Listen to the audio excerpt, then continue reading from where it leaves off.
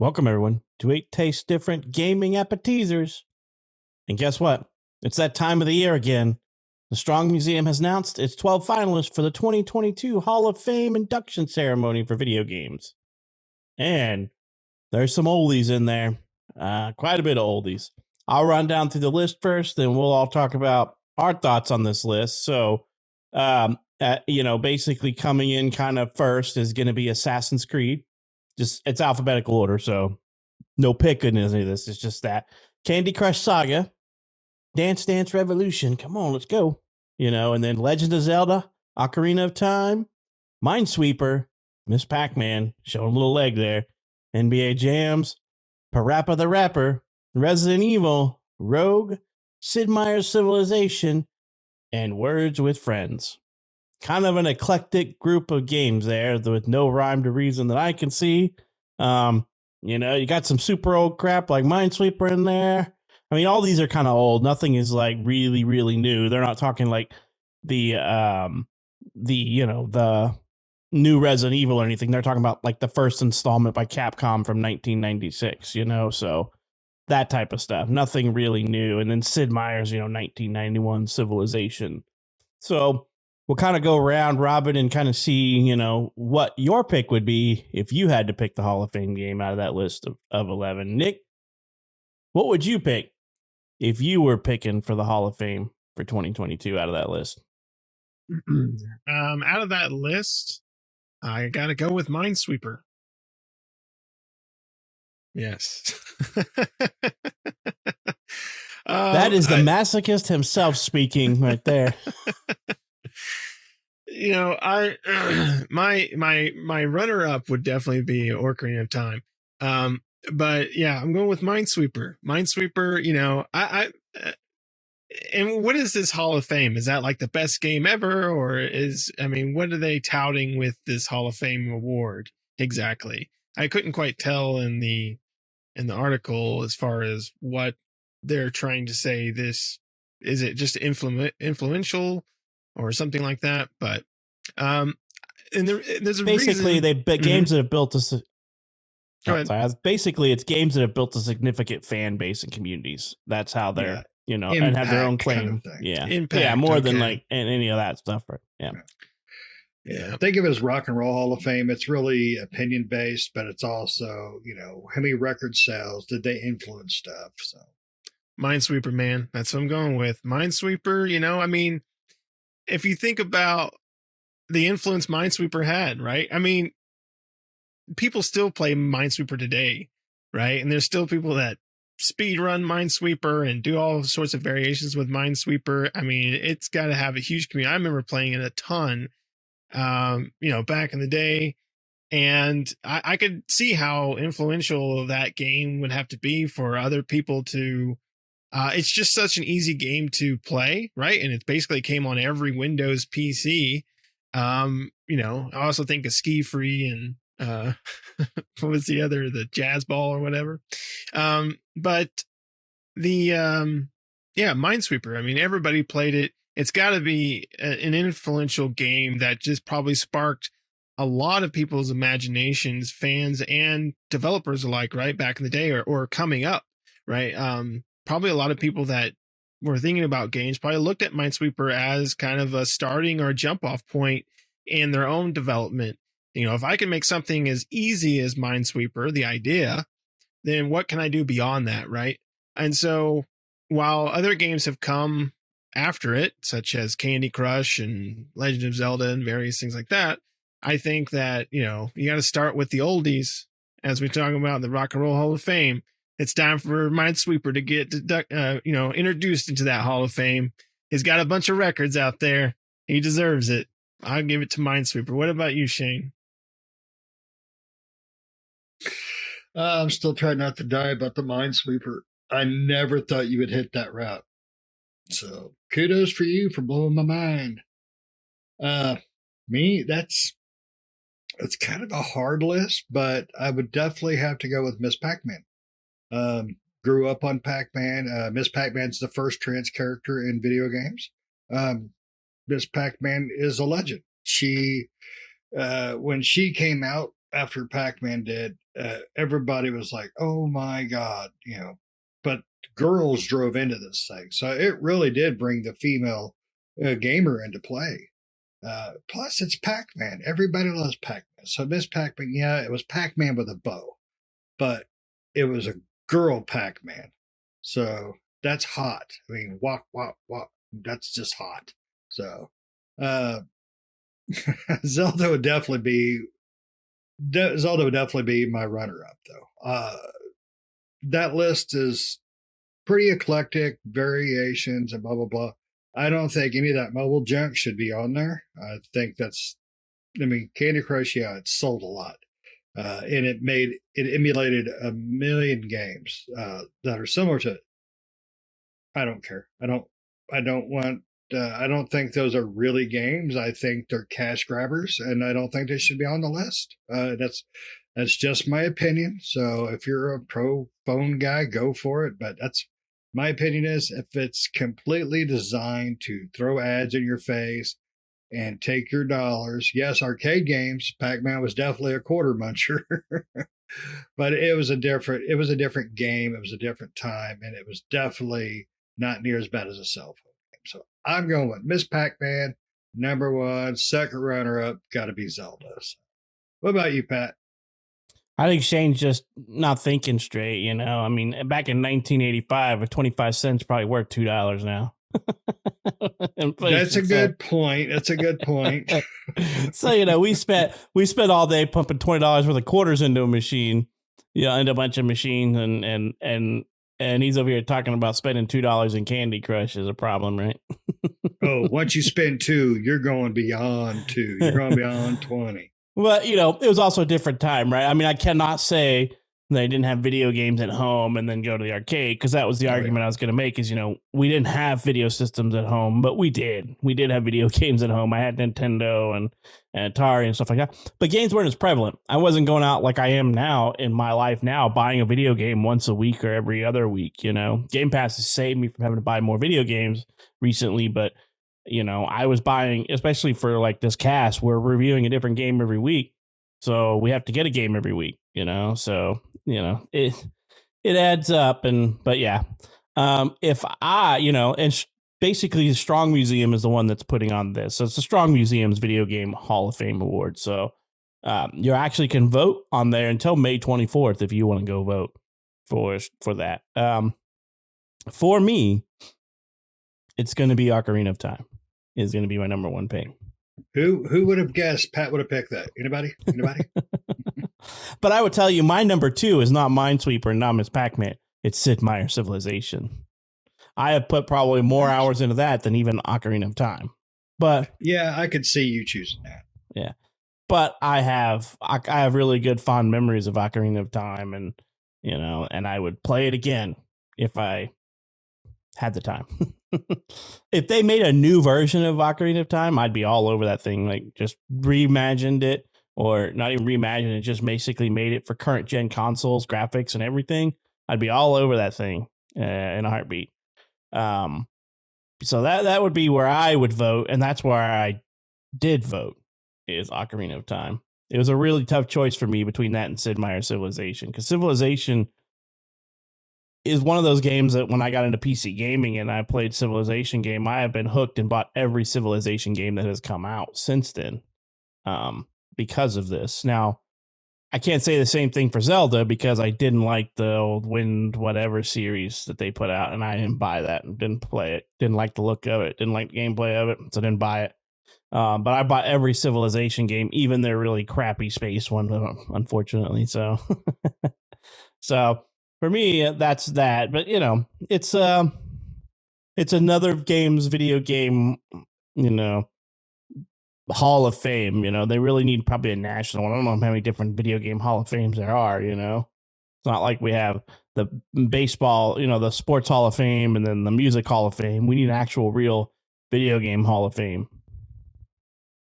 I believe there is an actual National Video Game Hall of Fame, where they put in, I believe it's a federal thing too. I know they put them in the Smithsonian. Certain games can go in there. But yeah, I would like to see like a yearly thing like the Rock and Roll Hall of Fame. It's a big national hoopla of video games. I mean, that would be cool. I mean, watch Miss Pac-Man give her speech. Thank you. Thank you. I really tried hard in this game. I mean, that I think that's what this company, the Strong Museum, is part of that national organization. So, I think it's only been around for 7 years or something. So that's probably why it's not as prevalent as what you would think of like the Sports Hall of Fame. But the Strong National, the National Museum, the Strong Museum is what it keeps being referenced as, is the ones who are putting this on. So maybe they are the official end all official video game Hall of Fame awards, but it seems kind of odd that we're getting some super old ones, which should have been like the first couple of years of the Hall of Fame and not necessarily now, Yeah, well, like I said, I think it's it's an opinion based. People put in their things, and these are the ones that hit the top tens or whatever. I don't remember. Did that article say what was last year's inductee? Nope, but you can go to the Strong National Museum, basically museumofplay.org, and see all the information about all the past stuff. Go there, tell them I sent you. All right. Don't forget a t-shirt. Yeah. We're not buying. Yeah, but you can buy us one. Go in there. There is a lot of games from past years that have been a part of the it looks like at least when did they start? I think looks like in 2015. They have quite a 2019 they have some from 2016 as well. So in 2015. Yeah, I think 2015 is when they started. Oh, okay. Yeah, so they have a lot of stuff in there. Yeah, I mean, it is a lot of old games. And ones that I would assume would have been already in there already. But if you think about a lot of these games, right, and their influence and what they've spawned, it makes sense why a lot of these are in here, right? Resident Evil, that spawned, there were survival horror games, but that really spawned the genre into the mainstream, right? That really got people involved in that. Ocarina of Time, that one is, people, there's always been Zelda fans, but that one just got everybody involved. Even those that didn't play Legend of Zelda, they know that one, right? Everyone knows that game. And so in Candy Crush, we don't like Candy Crush, we don't like mobile games, but Candy Crush is really what started the whole mobile game thing, right? I mean, that was pretty much where it kicked off. I would beg to differ. I think Angry Birds came out first. I think Angry Birds is really what made well, are you sure? I'm pretty sure Angry Birds came out first. I'm pretty sure Candy Crush has been out a lot longer than Angry Birds. Maybe. I don't know. So Angry Birds came out in 2009. Yep. Candy Crush was 2012. 2012. So Shane is right. Ding, ding, ding. I get a shirt now. I don't know. Angry Birds did have its people, but I really feel it was when Candy Crush came along that this whole boom of mobile gaming came out. I mean, I even liked Angry Birds back in the day. I did too. I played on the toilet and my lunch break. I've only played Candy Crush on someone else's phone, and they're like, "Hey, I'm trying to get through this thing," and I'm like, "Oh, I'll see if I can help you." And I put the thing in, but I won't download it on my own. I don't want to play it. I'll just help them play it. But Angry Birds is something I did have downloaded. I love Angry Birds and shooting the birds across and stuff like that. But I mean, yeah, all these games are influential in their own way and started kind of their own, spectrum of games. Dance Dance Revolution, I mean, that really sparked all these dance games. We have tons of them now, right? And that all kind of started with Dance Dance. That game got super popular in the arcades. And when it came to home, came to your home, that sparked all these while I was in the arcades as well, other dance games and arcade systems. So it really started off a whole rhythm thing. I mean, Dance Dance came out before Rock Band and all that stuff. So, I mean, it pushed the music genre of games. I mean, from the dances to the instrument stuff. So, I mean, it's, even games like Rez that are music based games. Even though they're not a rhythm game like Dance Dance or Guitar Hero or anything, they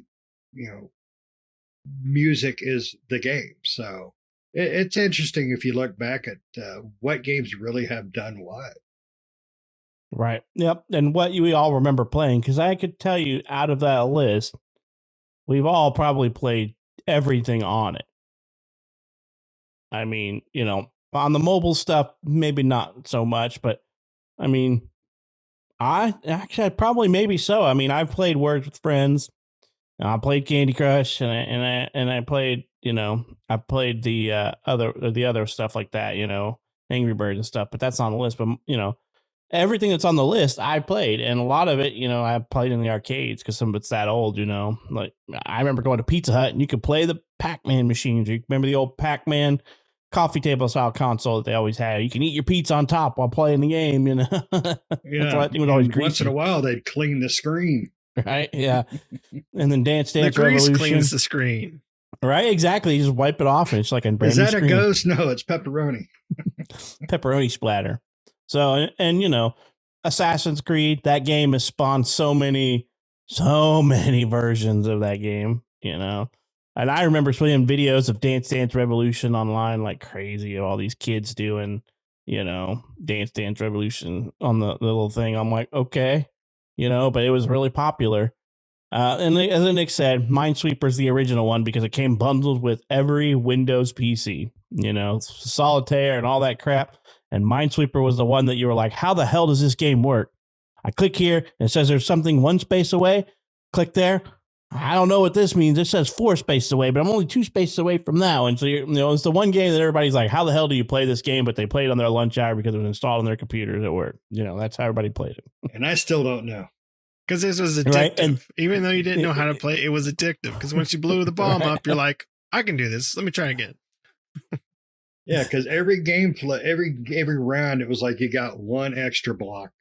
And then when you start learning that you can, you can make the blocks into flags where you think the bombs are. So then you start doing that, tagging all the blocks that you think there's bombs at and all that stuff. You start getting to the nitty gritty of it. Right. And then we all remember NBA Jams, right? Big heads. He's on fire. All that good stuff, yeah. We all remember that. NBA Jam is it's the sports game that got casual players, non-sports gamers to play a sports game. Yep. Right. Because it really had nothing to do with sports, right? It was all like, let's do the big head cheat, or let's do the fire streaks, or let's do the half court shots, or the weird cool trick shots. You could do all the weird dunks and crap. It's like, it was unrealistic basketball game is what it was. And it was what people like me, that's how I played sports. So, right. I mean, it worked perfectly. I never got a sweat in, and I was a scorer. So let's do that. Right.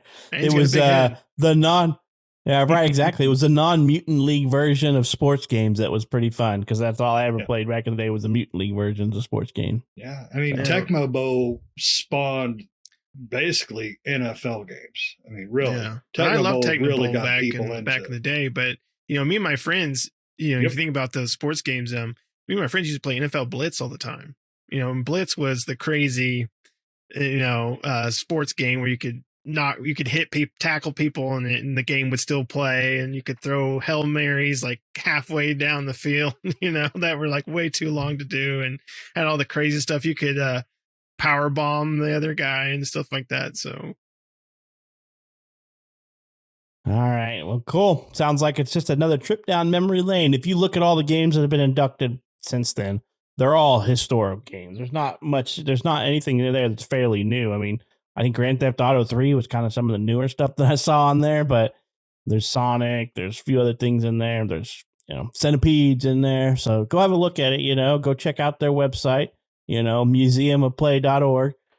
Go check it out. And like I said, if you're in there before the 24th of March, you can vote for the People's Choice Award type stuff, where they, so no, they're going to do Legend of Zelda Ocarina of Time. So I think that would win.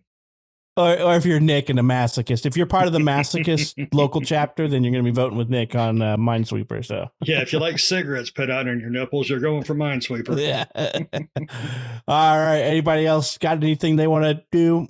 Make another trip down memory lane before we wrap this one up? Nope. I'll get lost. All right. We won't come back. All right. Well, we hope you enjoyed this episode. Let us know down in the comments who you're going to vote for, who you would vote for. I've heard of this strong museum before, but just off and on. It seems like they've only been a short while, but National Video Game Hall of Fame. So let us know what you think, who you're going to vote for. And as always, don't forget to make sure you subscribe to our channel and don't forget to like this video. So I hope you enjoyed this episode and we hope to catch you in the next one. See ya.